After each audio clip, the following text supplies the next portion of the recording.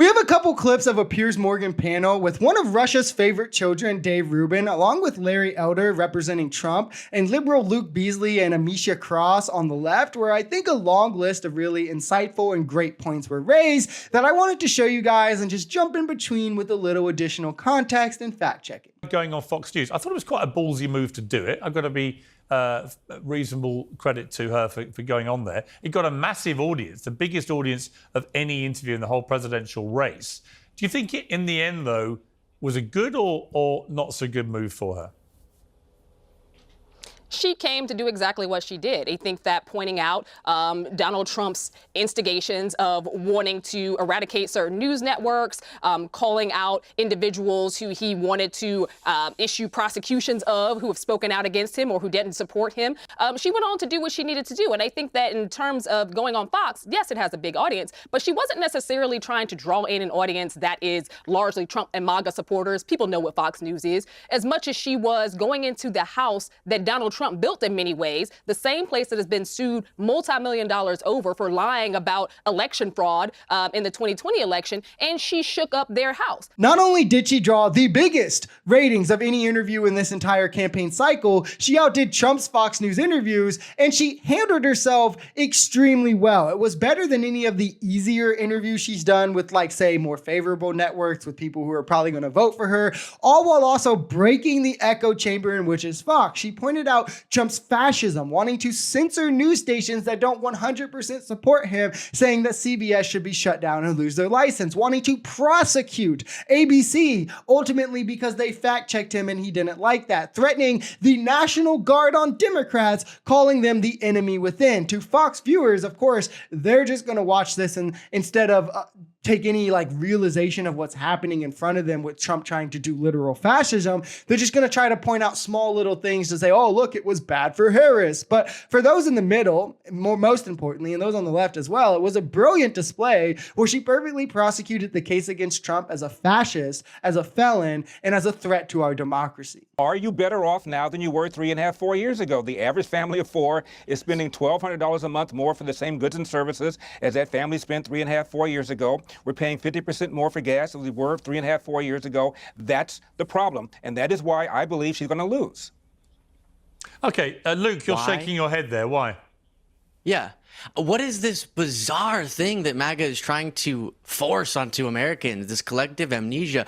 We were in the middle of the pandemic 4 years ago. Yes, we're better off. And the very problems that people will cite to argue against the economic success of Biden-Harris are the numbers that are a direct outcome. Be just a little bit honest for a moment, Dave and Larry, are a direct outcome of pandemic conditions. A little bit honest. If you can't accept that, if you can't accept that Trump was making deals with Saudi Arabia and Russia to cut oil production, that caused the spike going into Biden-Harris. If you can't accept that Trump gave to Biden a crime spike, an economic collapse, a public health disaster, then you're not critically engaging with the last few years. This is so on point, and I've never understood the absurd talking point of, well, are you better off today than you were 4 years ago? It's MAGA literally being unable to think of any new lines than the normal campaign lines after 4 years of incumbency, because 4 years ago, we were literally in the middle of a pandemic. We saw the biggest one-year price increase through CPI outside of a recession in 2020. 4 years ago, you couldn't even get toilet paper at the store,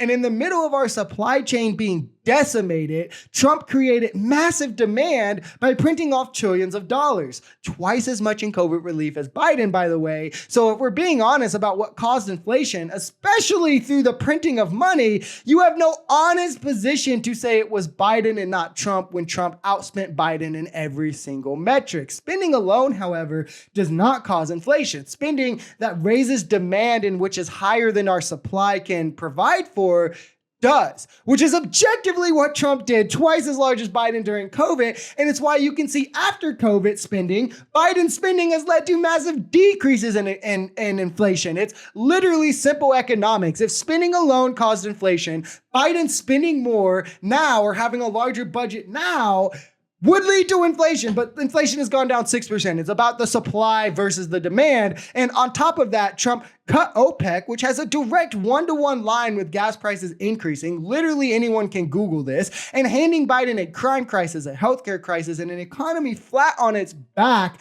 It's kind of frustrating how MAGA, with these kind of lines, simply are just preying on the ignorant and the misinformed. It was the Democrats, once Biden took over, who made the pandemic situation much worse with mandates and forcing people Compared to out which of work country? and forcing nurses out of work and everything else. But let's put that aside because that's years ago. How about we just deal with the last, say, 2 years, where they printed a relentless amount of money. And if you know anything about Who added more to the economics, if debt? you ever did economics 101 in college, if you print money, then it is going to cause inflation. Your dollar will be worth less. And that's why every single person watching this in the United States of America knows that when they walk into whatever grocery store they go to, whether it's to buy a dozen eggs or it's a pound of beef or bread, it is significantly higher. And that is not, and Kamala's We have the answer for lowest that, what is inflationary it? cost of Price anybody in the developed control. world. She I thought we could end with a good old fact check from our Ruski friend Dave Rubin here. He said that Democrats made the pandemic worse.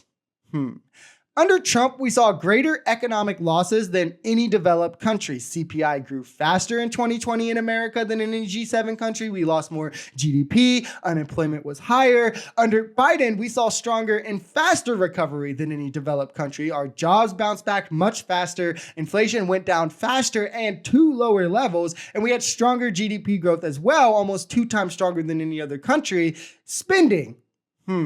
Donald Trump outspent Biden 2-1. If we're talking about non-COVID spending, right? His tax cuts added more to the debt alone than Biden's non-COVID spending thus far. And he outspent Biden in COVID spending by over $2 trillion. But for Trump, he's for some reason absolved of all this. And then Biden apparently caused inflation, even though while he's spending, it simultaneously has came down by 6%. But okay, right? Well, we're just supposed to believe this is true. And we know from reporting like with Axios, a lot of price increases we see now is actually from price gouging, not from any inflationary reasons. That's why prices are still up with inflation coming down, despite wages outpacing inflation and all of these kinds of things. So it's kind of a moot point anyway. But we know that corporations are passing on as much as 25% more than what their costs increased onto the consumers. And only one candidate wants to fight that. And her name is Kamala Harris. So yeah, it's almost impressive how MAGA can go on for so long and it be nothing but lies and misnomers. But, you know, with Dave, you never really know which points he truly believes or which ones he gets from tenant media, which is funded through Russia to feed talking points to useful idiots like himself.